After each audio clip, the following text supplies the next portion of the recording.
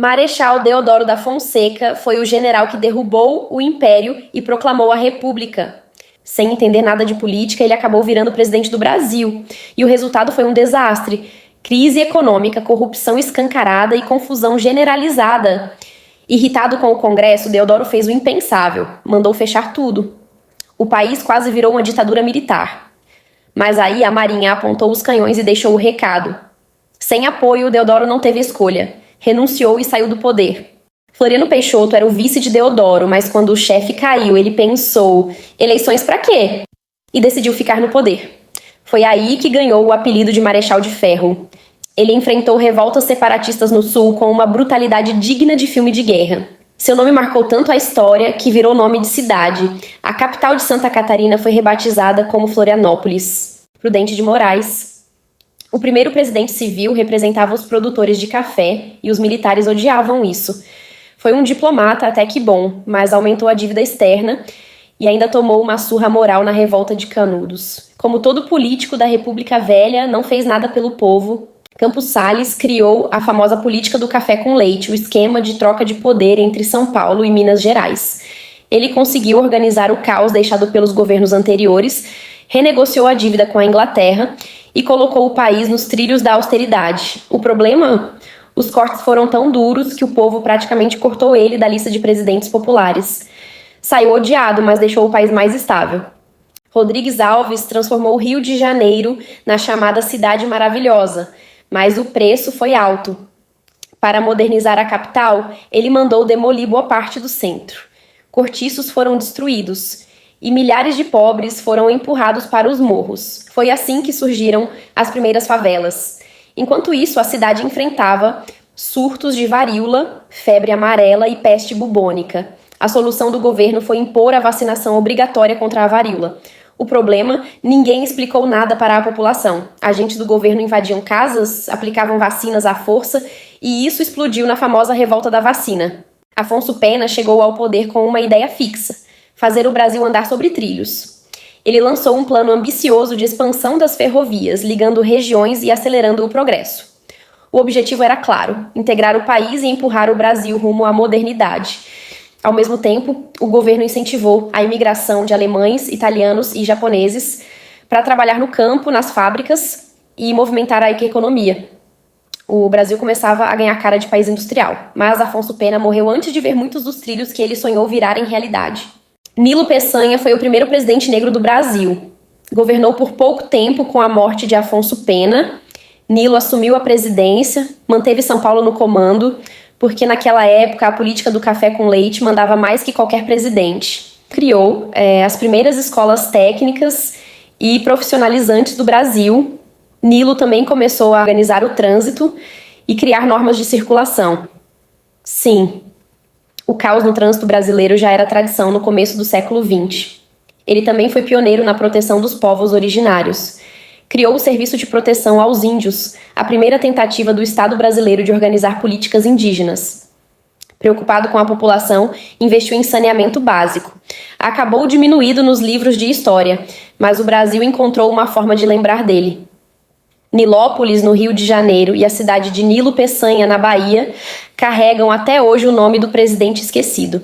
Hermes da Fonseca, sobrinho de Deodoro, era militar raiz. Apenas 10 dias após sua posse, o governo já enfrentava uma crise explosiva dentro da própria Marinha. A revolta foi liderada por João Cândido, o almirante negro que exigia o fim das chibatadas e anistia aos revoltosos. Os marinheiros se rebelaram na Baía da Guanabara, mataram oficiais, tomaram os navios mais poderosos do país e apontaram os canhões para o Rio de Janeiro. Diante da ameaça, o governo cedeu. Prometeu acabar com os castigos e conceder perdão total, mas a promessa durou pouco. Dias depois veio a vingança: prisões, expulsões, tortura e morte. João Cândido sobreviveu, mas foi expulso da Marinha e apagado da história por décadas. Venceslau Braz. Seu governo coincidiu com um dos períodos mais conturbados da história mundial e brasileira. A Primeira Guerra Mundial, a Greve Geral de 1917 e a gripe espanhola, conhecidos como os 3G que marcaram seu mandato. Abalou o comércio internacional e atingiu diretamente a economia brasileira. As exportações caíram, os produtos encareceram e a inflação começou a corroer o poder de compra da população. Delfim Moreira assumiu a presidência do Brasil de forma provisória, após a morte do presidente eleito Rodrigues Alves. Seu curto governo ficou conhecido como Regência Republicana, porque sua saúde frágil limitava sua atuação direta no poder. Pouco tempo depois, ele morreu ainda no cargo de vice-presidente Epitácio Pessoa. O governo dele foi um caos. Teve que enfrentar a rebelião dos tenentes, o avanço do movimento anarquista e o crescimento do comunismo no Brasil. Sinais claros de que não era só uma crise política, mas uma mudança ideológica profunda. Arthur Bernardes foi um dos presidentes mais impopulares da história do Brasil. Durante a campanha surgiram as famosas cartas falsas, nas quais Bernardes supostamente atacava militares. Mesmo depois de comprovadas como forjadas, o estrago estava feito. Ele virou alvo da imprensa e ganhou o apelido pejorativo de Seu Mé, usado para ridicularizá-lo. Ele venceu a eleição, mas assumiu o cargo sob vaias e decretou estado de sítio. E governou assim quase todo o mandato. Suspendeu direitos, censurou a imprensa, reprimiu duramente a oposição. Seu principal inimigo foi o movimento tenentista, jovens oficiais do exército que denunciavam a corrupção, a farsa eleitoral e o domínio das oligarquias. O conflito explodiu de vez quando São Paulo virou palco de uma revolta armada e acabou bombardeada pelo próprio governo federal, inclusive em áreas civis. A repressão empurrou os revoltosos para o interior do país e deu origem à Coluna Prestes, que percorreu milhares de quilômetros, enfrentando tropas do governo e desgastando ainda mais o regime. O governo Arthur Bernardes ficou marcado pelo autoritarismo, pela perseguição política e pela censura. Ele deixou o poder profundamente odiado. Washington Luiz foi o último presidente da República Velha. Seu governo tinha um lema claro: governar é abrir estradas. Rodovias se espalharam pelo país e ligando o Brasil por terra. Washington Luiz manteve a velha lógica de poder, tentando garantir que São Paulo continuasse mandando no país. Para isso, rompeu a política do café com leite e indicou outro paulista como sucessor, quebrando a alternância com Minas Gerais. Só que o Brasil já não aceitava mais esse jogo. Jovens oficiais do exército, os tenentistas, se rebelavam contra a velha política e exigiam mudanças. E então veio o golpe final. Em 1929, a crise da Bolsa de Nova York derrubou os preços do café, base da economia brasileira. O governo tentou reagir comprando grandes estoques para sustentar os preços. A economia entrou em colapso, a oposição se unificou e as tensões explodiram. A revolução começou.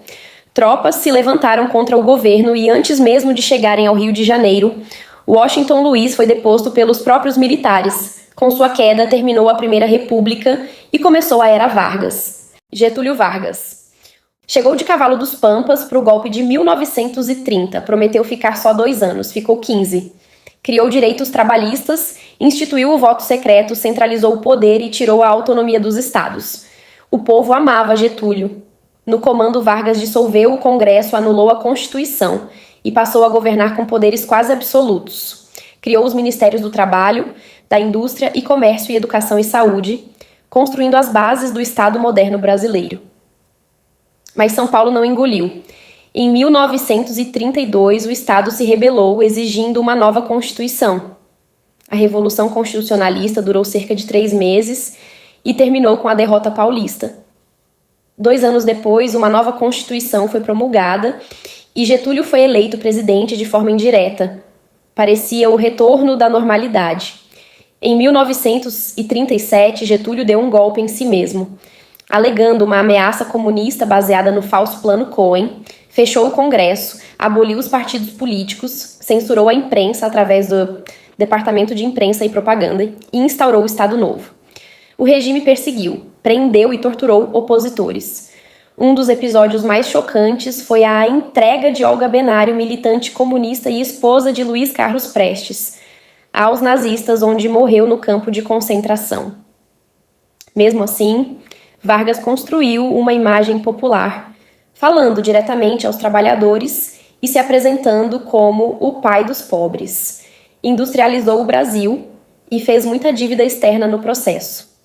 Durante a Segunda Guerra Mundial, Vargas manteve uma posição ambígua até 1942, quando ataques a navios brasileiros levaram o país a romper com a Alemanha e lutar ao lado dos aliados. O Brasil enviou tropas à Itália e fortaleceu a relação com os Estados Unidos, que financiaram a Companhia Siderúrgica Nacional. Mas quando a guerra acabou, cresceu a pressão por democracia. Em 1945, a pressão ficou insustentável. Getúlio ameaçou um novo golpe. Os militares não gostaram da ideia. E antes que tirassem ele à força, Getúlio saiu, mas saiu prometendo que voltaria. Eurico Gaspar Dutra foi o candidato dos militares. Getúlio Vargas não tinha escolha. Precisou apoiar. No governo, Dutra faz uma virada clara. Rompe com o nacionalismo varguista e aproxima o Brasil dos Estados Unidos. Facilita importações e adota uma linha liberal no campo econômico. Incentiva a industrialização e investe pesado em infraestrutura. Getúlio Vargas voltou com tudo. Foi eleito pelo voto direto e assumiu a presidência. No segundo mandato, o foco era claro: nacionalismo econômico. O maior símbolo disso foi a Petrobras. A ideia era simples: o petróleo deveria ser do Estado brasileiro. Isso desagradou muita gente, empresas multinacionais, a elite econômica e parte da grande imprensa. As acusações de corrupção se multiplicaram e o governo entrou em crise. Tudo explodiu em agosto de 1954, quando Carlos Lacerda, o maior inimigo político de Getúlio, sofreu um atentado e ficou ferido. Na época, acusaram Vargas de ser o mandante. Hoje sabemos, Getúlio não teve envolvimento direto. Mesmo assim, a pressão virou insustentável. No dia 24 de agosto de 1954, no Palácio do Catete, Getúlio Vargas tomou uma decisão extrema.